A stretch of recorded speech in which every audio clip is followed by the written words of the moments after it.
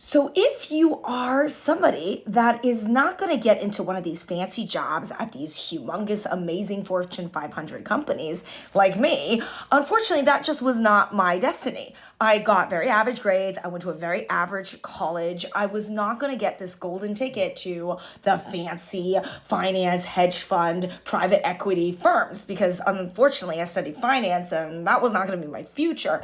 So, when I mention a job with low barriers to entry, that is a good place for you to start because you can't enter those jobs with a high barrier to entry. Like I said, this prestigious jobs or jobs like a medical doctor. I'm not going to go to medical school. I'm not going to go become a lawyer. I'm not going to go do those things. So those are jobs with high barriers to entry. I don't qualify. I don't want to spend the money, the time, the effort. So what's left for me? Well, I want to find a job with a low barrier to entry, but is also simultaneously really hard to succeed at. So let me repeat that. You want to find a job that has low barrier to entry, as in it's easy to get into the field, but it's hard to do well in the field. That's the sweet spot, okay? Because let's say waitress.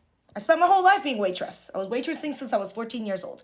That is a job with a low barrier to entry, but it's not hard to be a good waitress. It's just not rocket science, okay? I'm sorry. It's not a really complicated job. You just have to have the physical capability to basically run around and clean and do things very quickly and hopefully remember a couple things about a customer. So it's not really that hard. Same with bartending. It's not rocket science to remember a few drinks. It's not that hard. I mean, yes, it's stressful. That's a different conversation. It's hard work. I never said it wasn't. And it's not an unrespectable job. I'm not saying it's not. But the point here that I'm trying to make is that if you want to make a lot of money and you're prioritizing money, you have to find a job that is easy to get into, but hard to rise to the top. So guess what that is? Sales. Sales is easy to get into.